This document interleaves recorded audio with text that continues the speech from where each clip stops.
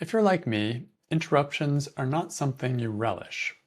My idea of happiness is having uninterrupted time and space to go as deeply into something as I like.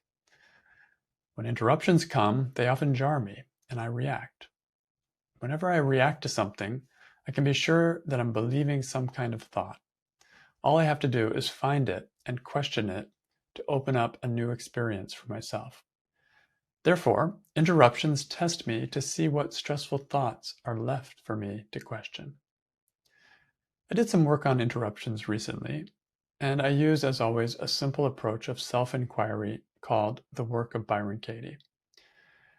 In this case, I found a situation where I was interrupted in which I noticed a clear stress reaction.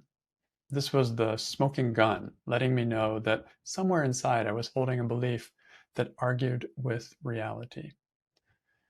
I didn't have to look far. The thought, he is interrupting me, itself was a stressful thought. I tend to trust these stressful, obvious thoughts to question, so I went with it. I questioned, he is interrupting me. Is it true? And I saw how stressful it was to hold that thought and how interesting it would be if I didn't see it that way, even if the same events occurred. I soon saw that interruption is a concept that I define. Anything other than what I'm doing is considered an interruption, an obstacle, an imposition by me. That seems to be the way I was looking at it. And somehow, when I believe this, I feel justified in being angry at the interruption. But what if I saw it differently? What if I discovered in this process of self-inquiry, and one of the things I discovered here is that I don't have to define something as an interruption. I'm the one who defines it. It's like when I'm meditating. If I notice my mind is thinking other thoughts, I just gently come back to the meditation. Thoughts are not an interruption, they're actually a part of the meditation.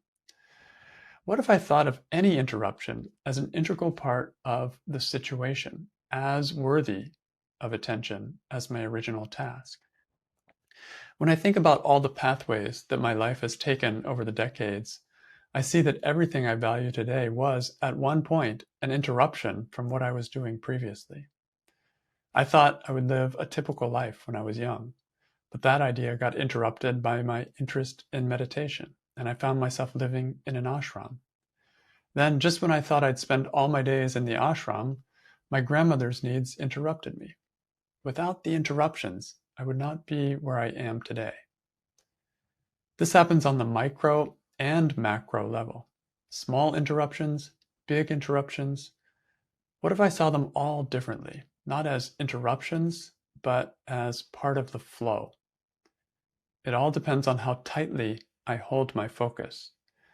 I tend to hold my focus very tightly so that interruptions jar me. But if I held the same focus loosely, I can move with the interruptions and feel less of a shock. Each time I get interrupted, it is I who interrupts my inner connection and flow. I could just as easily flow into each interruption before flowing back into my original task. It's my breaking of flow, something I do to myself that is so disagreeable to me, that makes me feel like jarred. If I didn't do this inside of myself, interruptions would cease to be interruptions at all. This doesn't mean I won't continue to find quiet places when I want to focus.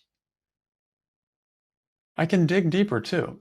To find more stressful thoughts to question, I can ask myself, why am I so attached to doing this without interruption? What am I needing? What am I wanting? Answering these questions in specific situations can help identify my attachments more clearly.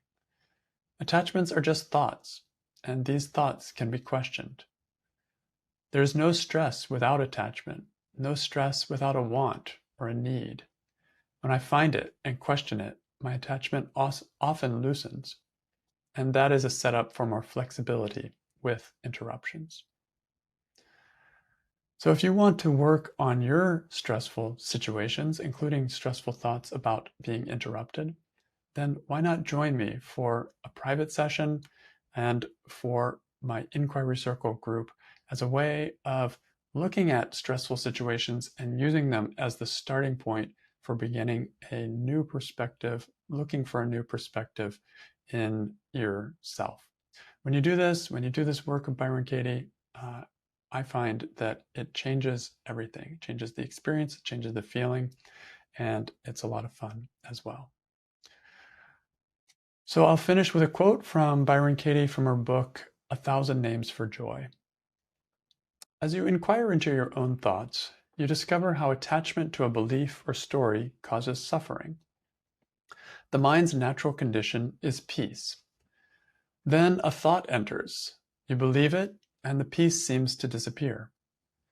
You notice the feeling of stress in the moment, and the feeling lets you know that you're opposing what is by believing the thought.